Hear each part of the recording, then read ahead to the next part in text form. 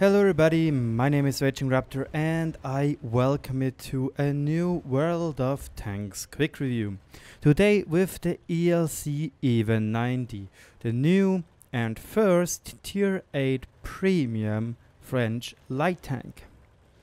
And well, I was unfortunate enough to still not be a community contributor, meaning I'll had to pay for the tank myself. But now let's go into the pros and cons of this vehicle.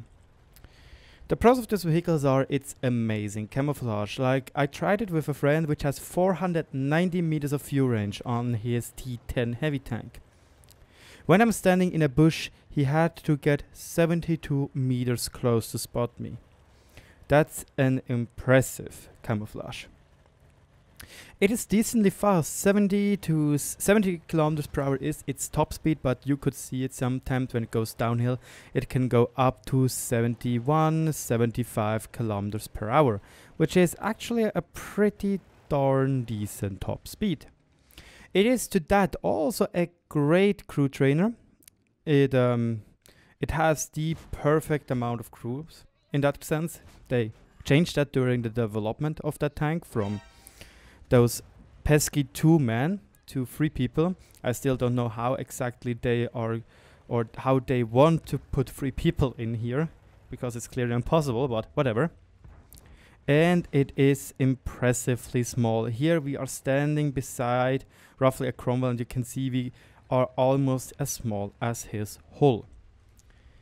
But yeah, you can see there are a lot of cons for that vehicle. The biggest problem, in my opinion, is the hull gun. It is simply atrocious. Yeah, it starts with the DPM. The DPM is comparable to a Tier 3 tank. You have 1195 DPM with vents and with brothers in arms. Next up, when it comes to the gun department, you could see it. The shell speed is atrocious. It's super slow.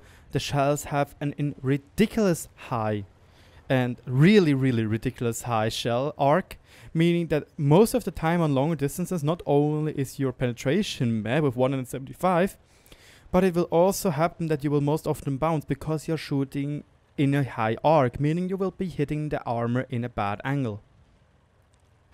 Next up, for those 3 shots you have in your autoloader, you need 28 seconds reload time. That is absolutely, it's so sad. Like, yeah.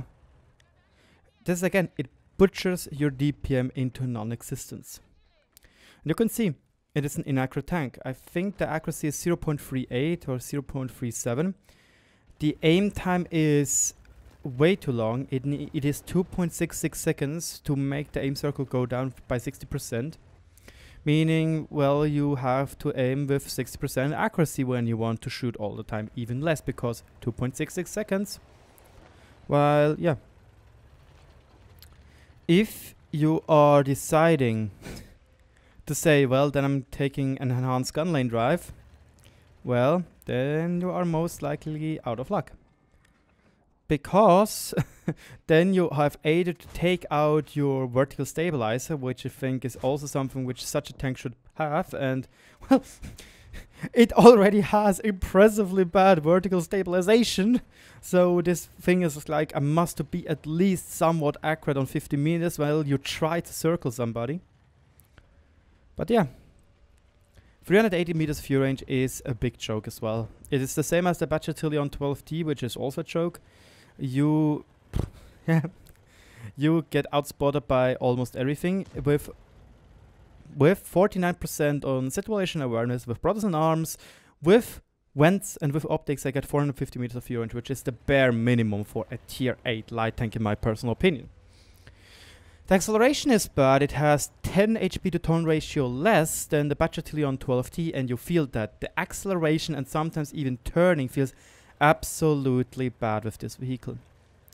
Then we have this 660 damage burst, which is so atrociously bad. Like, it hurts. It seriously hurts.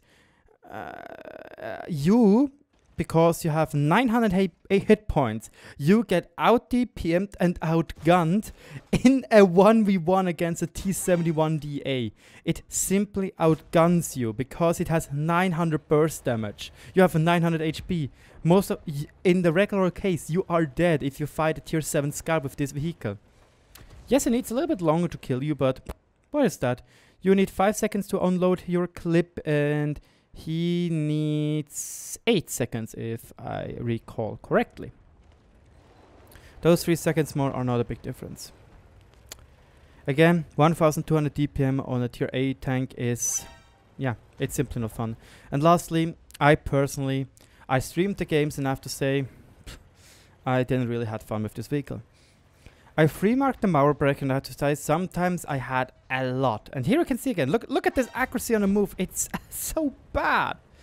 And yeah, back to the Mauer break here. It's not a good tank either. You can see that Wargaming suddenly noticed, oh, we might need to change our premium tanks to make them not OP anymore if we're pitting them out like a Patriot or like a Defender. We need to make them more balanced and open for buffs, I think. That's probably the plan right now. But you can see, again, I'm still reloading. In a Bachatillon 12T, I would be already reloaded and would be, again, spamming some shots into the EKV side. With this tank, no, it's not possible. The Mauerbrecher was, in kind of sense, fun because it can ruffle stomp a lot of smaller opponents if they not know where you are and where your weak spots are. And right now we even have loaded APCR shells, and because we're unlucky, we are bouncing the KV-85, meaning we let him live. And again, because you have free shots, you are not allowed really to make a mistake because it simply gets punished.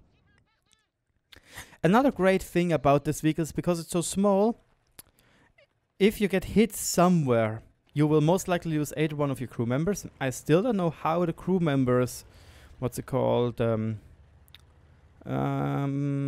crew members models are, because again, I don't know how they should be sitting 3 people in there. I still see it as impossible. You are constantly losing kind of any of your modules because you're so small. And yes, a person also thought that it doesn't really make that much money, even though this was quite a good game. The netto for that game was around 89,000, I think. I'll show it in the end. Obviously, yeah, I'm obviously going to show it in the end. But yeah, as you can see right now, we are trying to flee the battlefield, try to survive as long as possible. So yeah.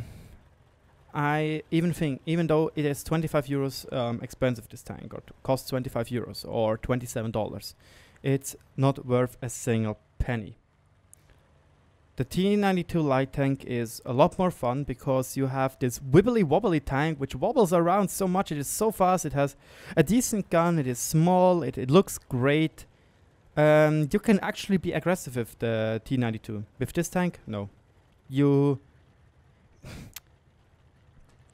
If you screw up, if you, for example, think, well, 663 HP has the enemy, I can probably try to go on him. No, because it is 3 damage underneath your average. You don't have any backup. If you're reloading, you're dead. If you are getting chased, you are dead because of your bad acceleration. And yes, I also think it's, what's it called? It's, terrain resistance is also not that good. I honestly can say this tank is absolutely for nobody because it's absolutely atrocious. It's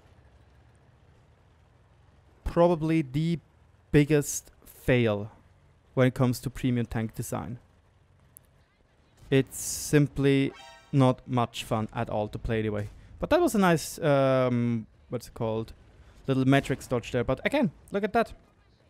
We missed or failed one shot. The RT even penetrates us before the other RT comes. And yeah, because we have 220 alpha instead of 240 for every single normal gun. Like every single normal 90mm gun has at least 240 alpha most of the time. This tank doesn't. It has 220.